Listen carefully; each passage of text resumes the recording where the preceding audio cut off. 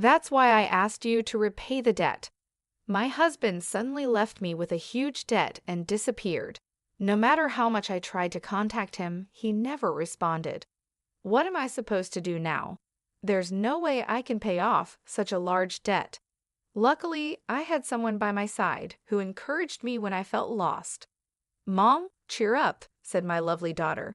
My name is Linda. I'm 37 years old, working part-time and being a housewife. My husband's name is Johnny, and we are a family of 3. I met Johnny at a mixer I attended just to fill the numbers. I was nervous, but Johnny started talking to me and made the atmosphere lighter. We got along well and decided to exchange contact information. As we continued to communicate, special feelings grew between us. It didn't take long for us to start dating. Who would have thought I'd end up in a relationship with someone I met at a mixer? After our first date, I told my older sister Laura about Johnny. Laura laughed and said, "Really? I never thought you'd choose a boyfriend from a mixer. I assumed you'd date someone from work or something." I've always been quiet and not good at socializing. Even as an adult, I rarely went to parties or gatherings. It's an unexpected twist, right? I went to the mixer as a favor to make up the numbers. When I showed Laura a photo from my date with Johnny, she said, "He's surprisingly handsome." We then updated each other about our lives and decided to part ways for the day. Laura is still single and doesn't seem interested in getting married or having a boyfriend. She enjoys her single life, finding it more relaxed and comfortable. I understand that mindset, but my heart is set on a future with Johnny. If our relationship goes well and we get married and have children, it would be wonderful. On my way home after talking with Laura, I couldn't stop smiling. A few years later, I married Johnny. I remember vividly when he proposed.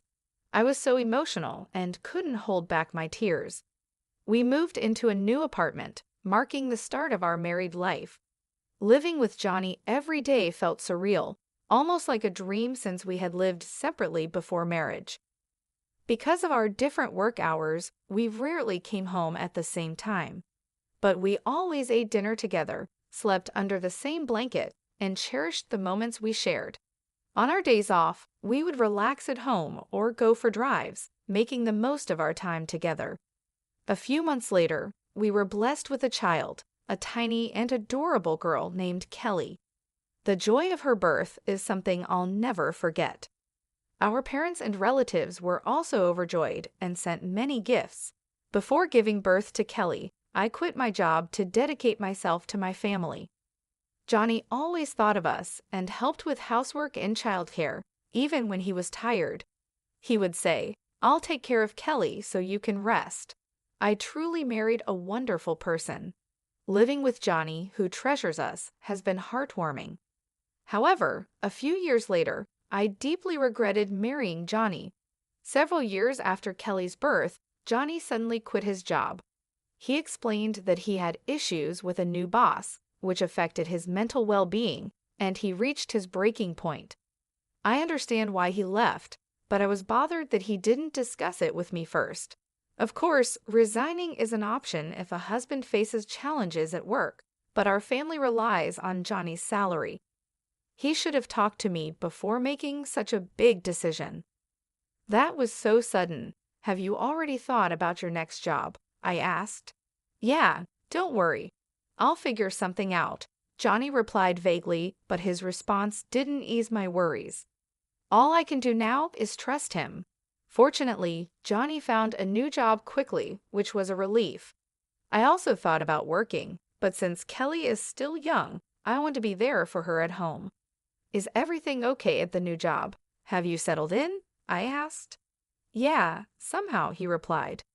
Did something happen? Are you not getting along with your boss or colleagues? I asked, worried. I told you I'm fine. Don't worry too much. Look, I'll take care of Kelly so you can take a bath. Really? Thank you. He seemed different from usual, but I felt that asking more might upset him. So I handed Kelly to him and went to take a bath. A few days later, Johnny came home looking upset. As I tried to ask him what happened, memories of the past flashed through my mind.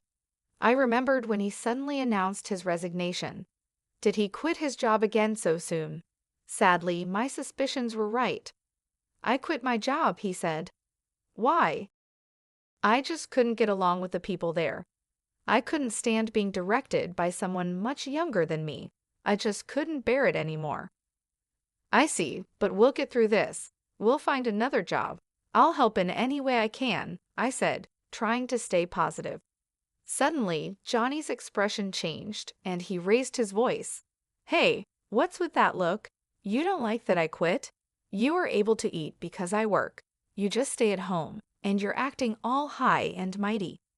He threw his bag onto the living room table. "What's gotten into you all of a sudden?" "Shut up, just be quiet," he shouted.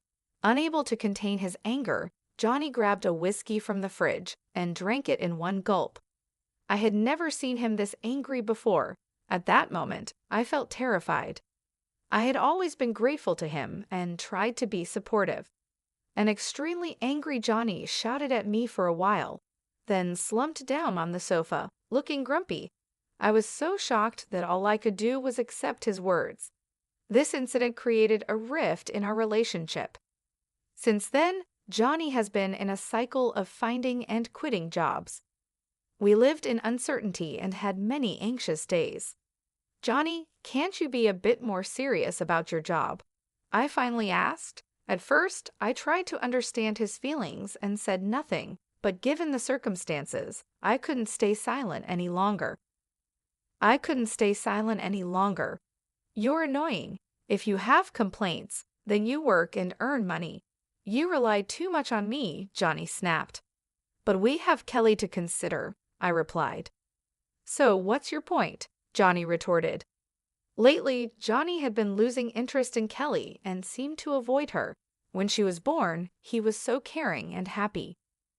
Now, he felt like a completely different person. No matter how much I pleaded, Johnny showed no interest in working again. Eventually, I decided to leave Kelly with Laura and start working myself. "I'm really sorry for having to leave her with you," I told Laura. "It's okay, Kelly and I will wait together," Laura reassured me. Kelly had just started kindergarten, so I wasn't too worried about leaving her. I trusted Laura to take good care of her, and Kelly was very mature and calm for her age. She showed interest in newspapers, read them on her own, and could write long, complex sentences. She was quiet and composed, making friends easily in kindergarten. As a parent, it was heartwarming to see her so happy and well-adjusted. Feeling confident, I started looking for a job and found one quickly. I began working full-time, and the pay was better than I expected. Even if Johnny quit his job, our finances would be stable. The work environment was pleasant, and despite the busy days, I enjoyed my job. A few years after I started working, Johnny finally found a stable job. He seemed to find a workplace that satisfied him, and I felt a profound sense of relief. His demeanor brightened over time, and he started to act like the man I knew in the early days of our marriage. He became considerate of the challenges I faced juggling work and family, often asking, "Has it been tough? Aren't you tired?" I was taken aback by this transformation, but it seemed job stability had given Johnny peace of mind. Kelly was growing up healthily, and Johnny started acting like a caring father again. Seeing Kelly play joyfully with Johnny always warmed my heart. Still, the thought of returning to the way things were before made me anxious about leaving my job. Therefore, I decided to keep working and ensure our family's future remained secure. I continued to rely on Laura for childcare. "How's Kelly? Is she doing well?" I asked. "Don't worry, she's playing happily," Laura replied. If Kelly was doing well, I could be at ease. I planned to treat Laura to something she liked as a token of my appreciation. Several years passed, and Kelly was now in 3rd grade. She went to school every day with great enthusiasm. Our family's bond was just like before, harmonious and loving. I wondered what had caused the rift between Johnny and me because our home life felt so stable, almost as if the past problems had been forgotten.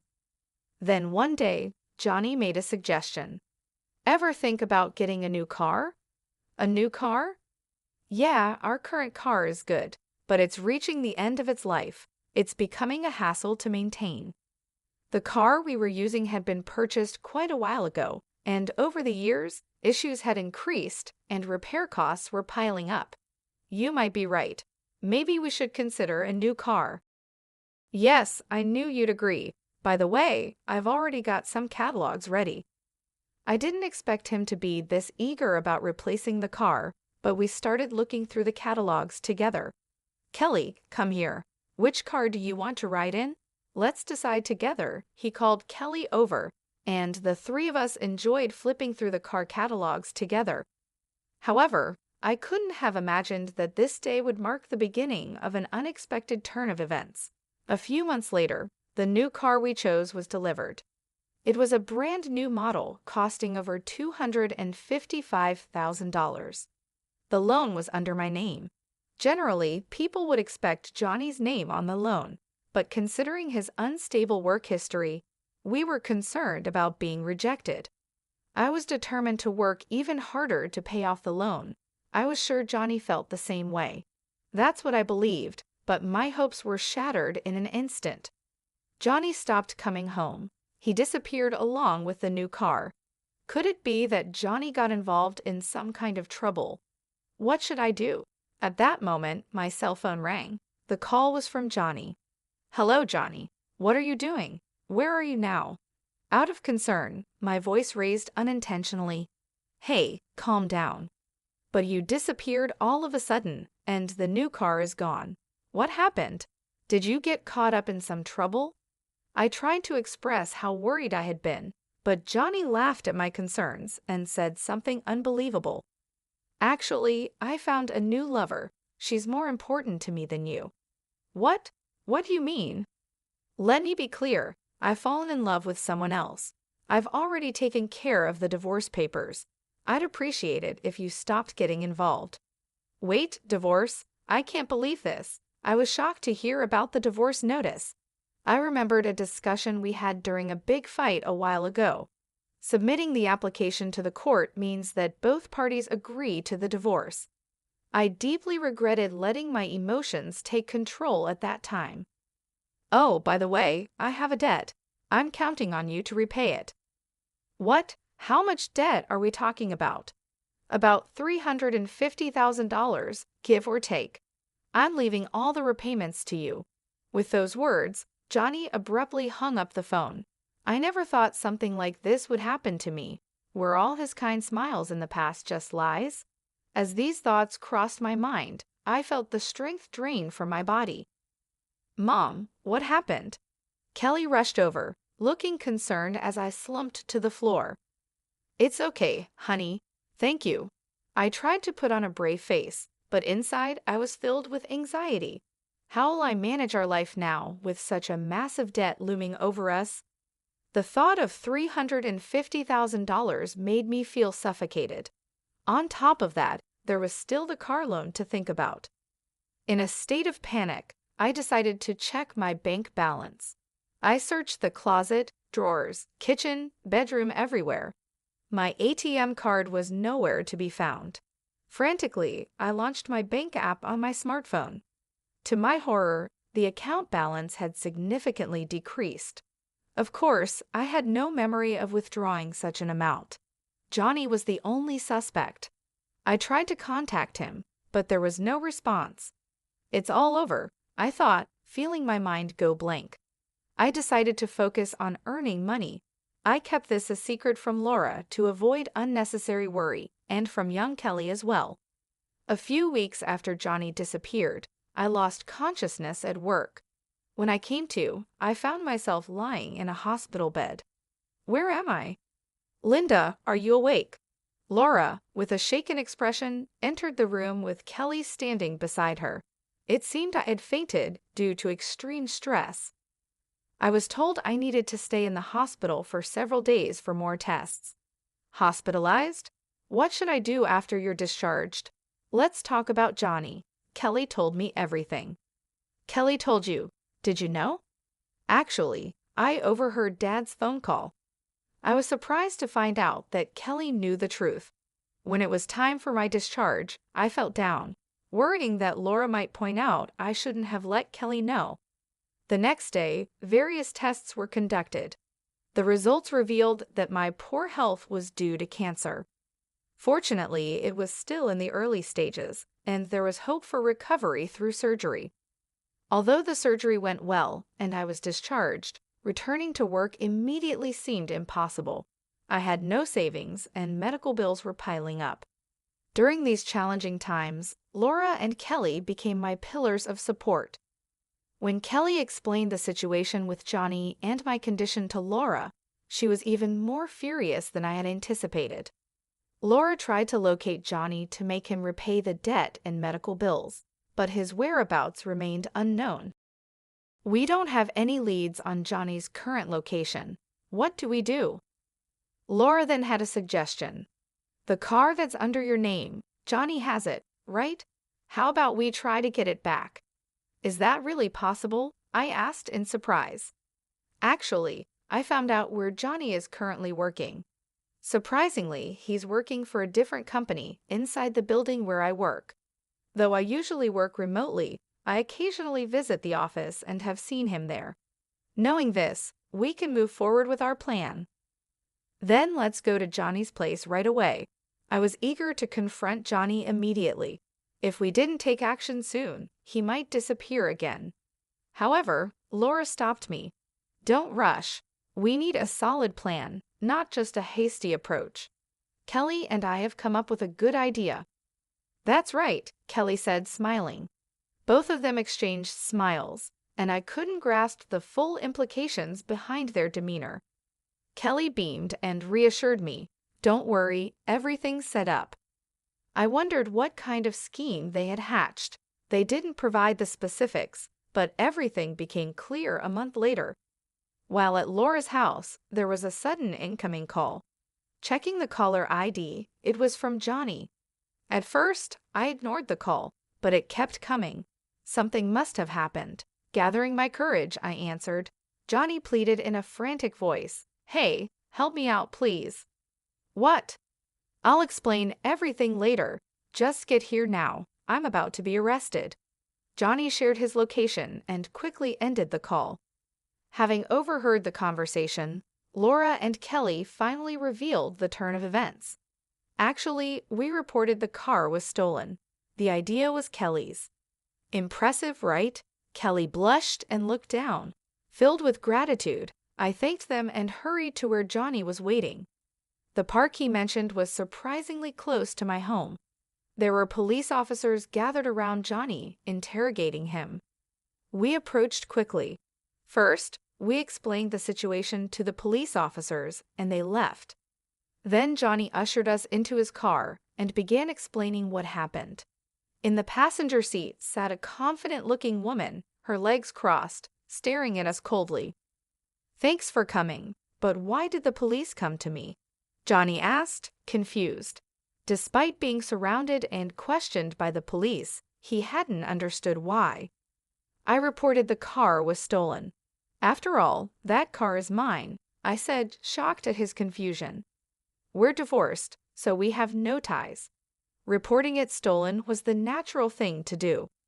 He probably never expected to be reported for car theft. Kelly continued the conversation with Johnny, who was visibly shaken. Dad, why did you leave us behind? Why won't you pay back the money yourself? Explain? Johnny let out a sigh, looking exasperated but remained silent. If you're just going to stay silent, I'll report it to the police. Using my name without permission is a crime. Hearing this, Johnny began to talk bit by bit. He mentioned his mistress, Julie. Apparently, she had recently joined the company where Johnny worked. They connected during a company welcome party, which developed into a romantic relationship. Shockingly, about 5 months ago, he found out she was pregnant. Looking at Julie's stomach, it was evident she was expecting. So you chose her over us and left? I asked. That's a harsh way to put it, but yes, Johnny admitted. Laura suddenly interjected, but the fact remains, you left, right? Johnny seemed taken aback by her directness, but Laura continued questioning him. She began to lash out at Johnny, criticizing his past actions. She talked about his irresponsible behavior towards the family, constantly changing jobs, and his quick temper, which often led to him yelling in anger. Johnny, deep in thought or maybe just ignoring her, bowed his head and stayed silent. Julie, irritated, pressed him about the $350,000 debt, but he stayed quiet. Unable to hold back any longer, Julie revealed a shocking truth. He borrowed money in his wife's name to buy me a lot of luxury items. A debt of $350,000 for gifts for Julie? What on earth did he buy? It was hard to believe. What was even more curious was how easily Julie revealed the reason for Johnny's debt. If they were in cahoots, revealing this information would put them at a disadvantage. While I was thinking about this, Kelly asked Julie a question. "Your belly is pretty big. Is it a baby? When are you due?" "In about 5 months, I guess." Giving birth in 5 months? That didn't make sense, considering she was supposedly impregnated 5 months ago. Shouldn't there be more time? Laura noticed this inconsistency and pressed Julie further. "Is that baby really Johnny's? Isn't it odd for the baby to be due in 5 months? Whose child is it?" Laura voiced her suspicions directly. Although surprised, Julie didn't seem intent on hiding anything. "Actually, the child isn't Johnny's. I thought about keeping it a secret, but I figured it would be a hassle to get further involved with him, so I'll just spill the beans." "Is that why you were honest about the debt too?" Laura asked. "Yeah, there's no point being with Johnny anymore after all," she said with a mocking expression. The atmosphere was heavy and tense. I wanted to get away from there right now. Meanwhile, Johnny stared at Julie with an incredulous expression. "Hey, what are you talking about? This is a joke, right?" "Why would it be a joke? I mean exactly what I said." The tension increased, making the atmosphere even more stifling. Amidst this, Laura took charge of the situation. "Anyway, I'll call the police." "Huh? What are you talking about?" Johnny asked, panicked. "I couldn't care less about you two, but remember, borrowing money under Linda's name is a crime. Plus, using the car without permission is also a crime, especially since Johnny and Linda are now complete strangers. Laura instructed me to contact the police."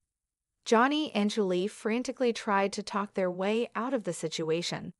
I ignored their pleas and made the call. After a while, I could hear sirens approaching. This should make them face the consequences. The issues regarding the debt and the car should be on their way to resolution. I felt a huge relief. Finally, things were sorted out. In the end, Johnny and Julie faced legal action. They didn't end up in prison, but they had to take on responsibilities like compensation payments, repaying the debt, and child support. Several times, they tried to reduce the payments through lawyers, but a secret recording that Kelly had made was used as evidence, so their requests were denied. Kelly had made the recording because of a scene from a TV show she had watched with Laura. While I thought she was really quick-witted, I couldn't help but wonder what kind of shows Laura had shown Kelly. After all that, Kelly and I now live with Laura. Kelly didn't face any issues commuting to school since it was close to our previous home. The car was safely returned, and it seems Johnny is somehow managing the debt. If Johnny hadn't made those wrong decisions, he wouldn't have had to face such hardships. In this whole incident, the presence of Laura and Kelly was significant, and thanks to them, the situation is heading towards resolution. I'll work hard from now on, hoping for a peaceful